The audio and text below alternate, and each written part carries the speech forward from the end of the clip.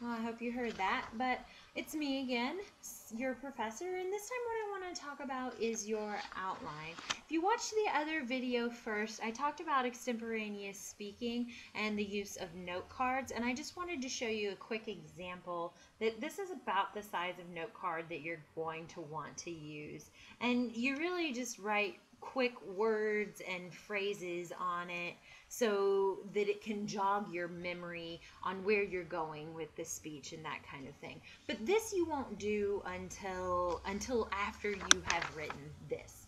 And that's really what I want to talk about right now is the preparation outline. If you look at the top of Moodle in that very first section, you will see that there is a sample outline. I created it.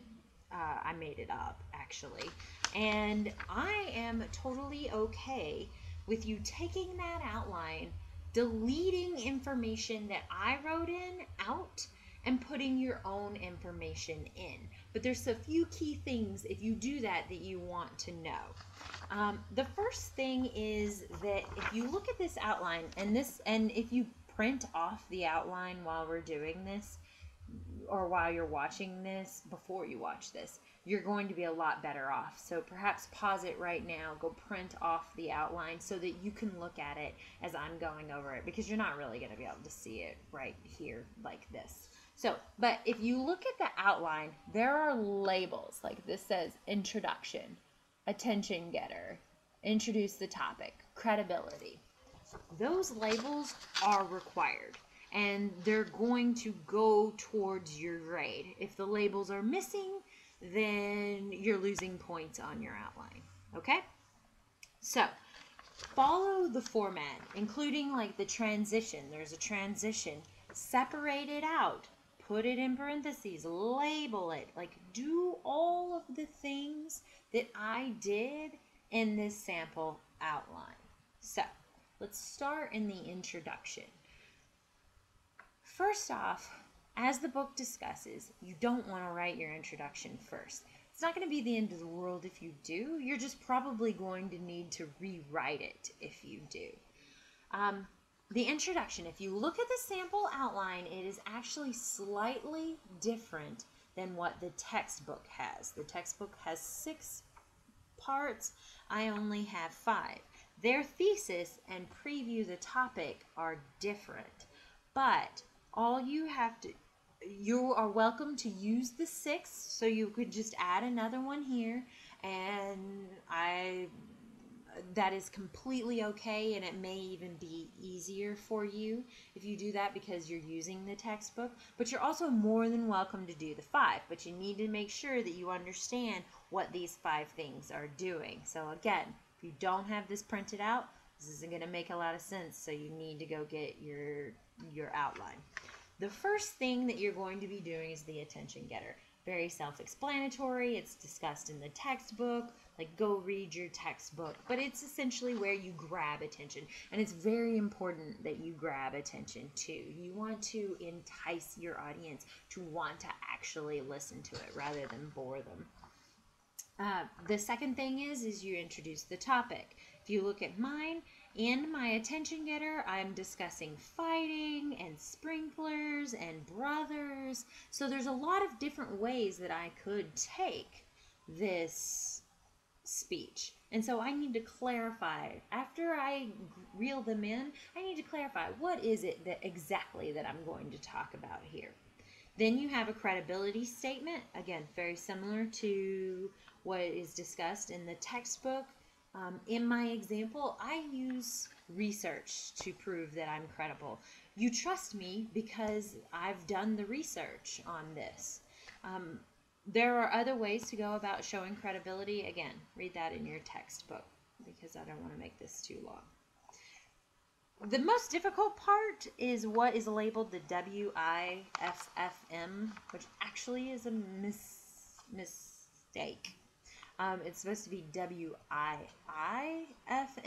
which stands for what's in it for me, and that's from the standpoint of the audience. All this is where you connect with your audience and you show them why they should listen to your speech. Now, this is the part where most students lose points. Of all of the parts in the introduction, the connecting with the audience, convincing them that it is important to their life, or the what's in it for me, or the WIIFM, all part 4 on my introduction. This is often where students make mistakes. So if you look at mine, it says, and although we might not have all played in a sprinkler, I bet I can give you some interesting information about the object that helps water your lawn. The key part of this is about the object that helps water your lawn. Because you're connecting with your audience. You're saying, hey, you have one of these. This is in your life. This is affecting your life in some way. I mean, it's arguable with the sprinkler, but the point is that you're letting the audience know, hey, this is a part of your life. This could be a part of your life. This is, if it's not directly a part of your life, it's a part of somebody's life that you know and love and care about. Does that make sense? That's really the thing that you're after with the WIFM. I call it the WIFM. And what you're trying to do, for instance, a lot of students make the mistake of saying only, although you may not have played in a sprinkler, I've got some interesting information about it. Well, if students listen to me just because I said I had interesting information, well, I wouldn't have any problems with motivating students to get work done or coming to class or anything like that. So just because you have interesting information does not entice somebody to listen to you. What you want to do is let them know that this is a part of their life. Okay? And then the thesis, this is what in the textbook they use as preview the speech. In your thesis, if you use my format in the thesis, you must essentially outline the main points of the speech. Again, to reference this, you can look in the book at preview the speech, I believe, or preview, it's something like that. So again, if you look at mine, I can identify just from my thesis the 3 main points of this speech. I will take you today through the development of a sprinkler, not enough, starting with how they were originally developed for use indoors, their move outdoors, and their transition from lawn utensil to favorite toy. Do you see? I have 3 main points: indoor, outdoor, toys. Make sense? Okay, I should be able to know that from your thesis statement. Now, transitions. Transitions should come in between any major, this is my transition here. So notice I have a grouping of sentences there. I have a grouping of sentences down here. I pull the transition out.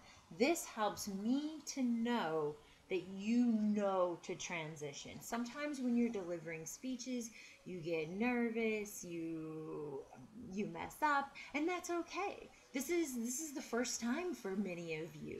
This is understandable. So what I can do is, if you properly format this and you include all of these labels, you label the transition and pull it out like that. You show me what the body is. You clearly identify the main points, the sub-points, the sub-points. If you do all this, I can look at your outline and know that you know how to do it. There was just some problems in the delivery, which I feel that I should give you some credit for that. I would think that you would too. Most of my students agree with me. So not only does a quality outline help you to do better on your speech, and help you to get the outline points with your speech, but they can actually help the delivery of your speech, because I know that you know all the parts of the speech or of the introduction, but you forgot to say one while you were delivering it. That happens. You get some credit for knowing that you should do it. Does that make sense? So, looking back at the outline, let's move down into the body now. So, this is incredibly important. In the body, flow. Flow is a key component. If you, again, look at that outline, that sample outline that I gave you, the main point should always be identified with the Roman numeral I. So the first one would be I, the second one would be I, Roman numerals. So, my first main point of my speech, it's going to be about what? Because we know from the thesis, it's going to be about how sprinklers were invented to be used indoors. Let's look at my main point, my first sentence of the body. When sprinklers were first introduced, they thought it would be for watering indoor plants. Notice, I'm going to do a side note really quick. Notice how even though I'm fairly familiar with this outline, I'm looking at my outline only for key points and phrases so that I can look back up at you. Remember that extemporaneous speaking style that I talked about in the other video. So, back to the first main point. When sprinklers were first introduced, they thought it would be for watering indoor plants. In this main point, you need to see that this is clearly identifying that the only thing that I can talk about is using a sprinkler for indoors. I cannot talk about who created this sprinkler unless it's in the context of what? That it was used indoors. So I could say something like Sir Walter Isaac von Hotten created the sprinkler so that he could water his indoor plants. Notice that it connects with the concept that I presented in that main point, which is sprinklers were used indoors. This is important because this is flow. When I'm reading your papers, I can take some time to go back and read and reread. First off, I'm not going to do that with your speeches. I am not going to watch your speeches over and over again. I'm not going to promise you I'm going to watch them more than once because it's kind of unfair because I only watch the speeches once in the classroom. I'm not going to watch them over and over again. And more importantly, neither would an employer. And if you were giving a live speech, again, it's impossible for them to rewind it and watch it again. They only get one chance to understand and follow what it is that you're saying. So it's incredibly important that you make this flow, that you do the steps and have everything clear for your audience. So, I'm going to talk about sprinklers being used indoors. If you look at the indentation on the outline,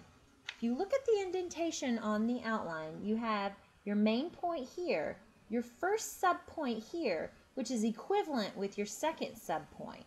So A directly relates to the main point. 1 and 2 directly relate to A. So these should be like steps. Every sentence should be connected with the next. And then if you skip down to under A, my number 2, you can see that I added a transitional phrase because I have a second subpoint that I want to get to. So I add a little bit of a transitional phrase which sets me up for my second subpoint. Now, that's flow. Another important thing about this speech is that when you are doing this, if you are using my speech and you want to just delete out my main point and write in your own, totally fine. But it must be this indentation needs to be followed if you rewrite it or if you use mine. It doesn't matter. But the indentation needs to be followed. But this is incredibly important. I have 2 subpoints. You may not have 2 subpoints. I have 3 main points in this speech. I recommend 2 main points for this speech. One, a lot of times the point gets too clouded and people try to put too much. Three, it starts to get too long because this is, I mean, you have 4 minutes tops on this, and that is not a lot of time. So I recommend 2, but you don't get counted off as long as you are between 1 and 3. So you may not have 3 main points. I have, well, they're not developed, but technically there's 3 main points here. So you can have as many sub-points, sub-points as necessary to make your speech flow. Okay? Finally, the last thing that is important, when you are typing in your outline, you should have in-text citations like you have in your paper. So whenever you are using a resource, for instance, I use a resource in my credibility statements to show that I've done some research. When I use this resource, I make sure to put this in the actual outline. Also, you need to say your resource aloud. So, in my credibility statement, I would literally say, according to Harris in 2004, sprinklers are the most popular toy for children to play with, rating above dolls. Notice how I say the last name and the year. That's APA style. Okay? All right. I believe that's all that I'm going to put into this. If you have questions, comments, concerns, again, start this early. You need to get on it. This is the best I can do because I don't have you in the classroom. I can't go through all of this. And this is incredibly important to doing well on this speech. Okay? All right. Good luck, everybody. Let me know if you have questions.